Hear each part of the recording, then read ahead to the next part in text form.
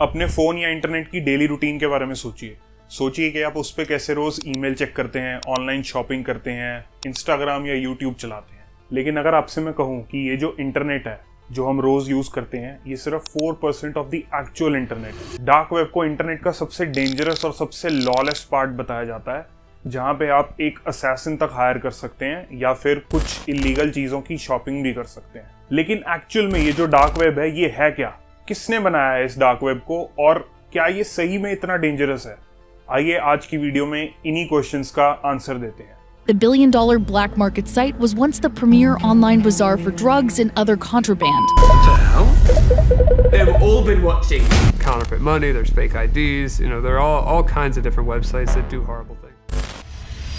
इससे पहले कि हम डार्क वेब को डिस्कस करना शुरू करें, हमें ये जानना ज़रूरी है कि जो डीप वेब है और डार्क वेब है वो दोनों काफ़ी अलग चीज़ें हैं। बेसिकली जो गूगल और विकीपीडिया जैसी साइट्स हैं उनको जनरल पब्लिक बहुत ही आराम से एक्सेस कर सकती है, जिसे कि हम सरफेस वेब का पार्ट कहते हैं। डीप वेब एक private space of the internet है जहाँ पे आपकी प्राइवेट ईमेल्स, मेडिकल रिकॉर्ड्स या बैंक अकाउंट्स, ये सब चीज़ें एक डेटाबेस में स्टोर की जाती हैं।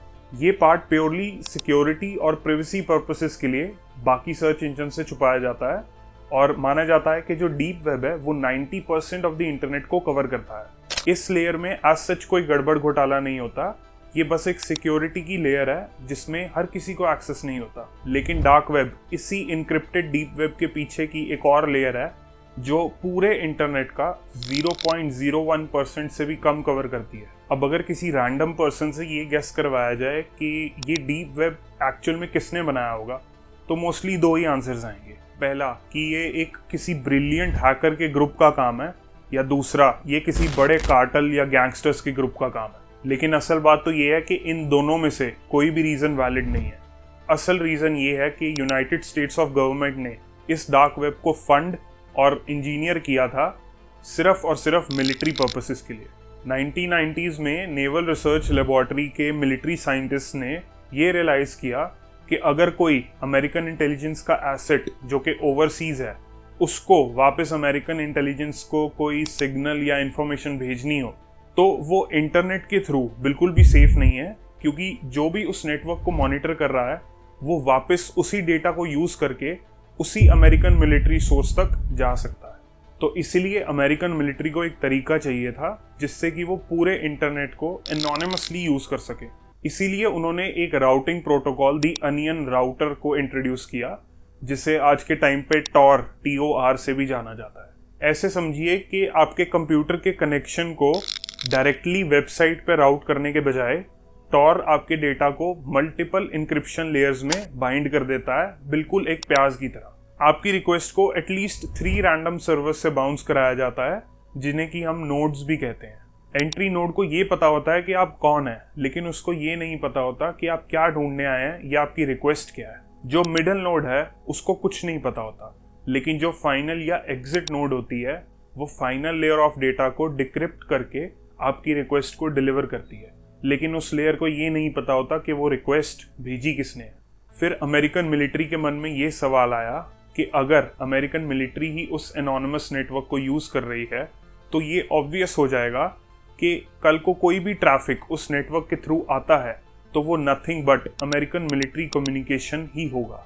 तो उन्हें अपना डिस्गाइज कायम रखने के लिए इस नेटवर्क को जनरल पब्लिक के लिए ओपन करना पड़ा, जिससे कि लाखों करोड़ों लोग जैसे कि नॉर्मल सिटीजन्स, एक्टिविस्ट्स या टेक एंथुजियास्ट इस नेटवर्क को यूज़ करें और उसी ट्रैफिक के बीच अमेरिकन मिलिट्री कम्युनिकेशन भी परफेक्टली कैमोफ्लाज हो जाए। सो बेसिकली क्या होता है अगर आप एक्चुअल में टॉर खोल के लॉग इन करें? फर्स्ट ऑफ ऑल ये जो नॉर्मल डोमेन्स हैं और सर्च इंजन्स हैं ये सब इसमें काम नहीं करते हैं। मतलब कि apple.com जैसा सिंपल डोमेन डार्क वेब जैसी जगह पे नहीं काम करता। इंस्टेड यहाँ पे जो वेबसाइट है उनके जो डोमेन्स है वो रैंडम नंबर्स होते हैं जो कि एंड होते हैं .onion से, और ये जो नंबर्स होते हैं ये कॉन्स्टेंटली चेंज होते रहते हैं ताकि इन्हें ईजीली डिटेक्ट ना किया जाए।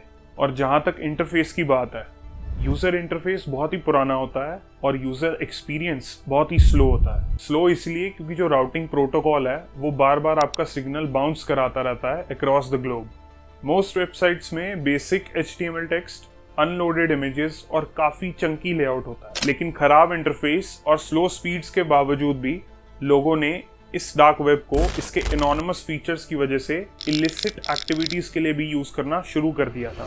2011 में रॉस उल्ब्रिक नाम के एक आदमी ने Amazon जैसी वेबसाइट डार्क वेब पे इंट्रोड्यूस की थी, जिसका नाम था द सिल्क रोड। इस वेबसाइट पे इलीगल कॉन्ट्राबैंड जैसे कि स्मगल्ड गुड्स, इलीगल वेपन्स या फिर इलीगल नारकोटिक्स जैसी चीजें मिलती थी। टॉर नेटवर्क की एनोनिमस नेचर और अनट्रेसेबल डिसेंट्रलाइज्ड करेंसीज जैसे कि बिटकॉइन की इन्वेंशन ने लोगों को सिल्क रोड से आइटम्स खरीदने के लिए अलाउ किया। ऑल्दो कुछ सालों बाद सिल्क रोड को FBI के थ्रू बंद करवा दिया गया था और जो रॉस है उसको लाइफ सेंटेंस सर्व करना पड़ा था। लेकिन ये मार्केट प्लेस ने एक कंसेप्ट प्रूव कर दिया था जिसने कि बाकी मार्केट प्लेसेस को इमर्ज होने का मौका दिया इस डार्क वेब पे। अब क्योंकि डार्क वेब एक सीक्रेटिव पार्ट है इंटरनेट का, काफी लोगों ने इंटरनेट पे व्यूज और लाइक्स के लिए इनके मिथ्स भी बनाए। कॉमन मिथ नंबर 1 ये है कि आप डार्क वेब पे बहुत इजीली एक असैसिन को हायर कर सकते हैं।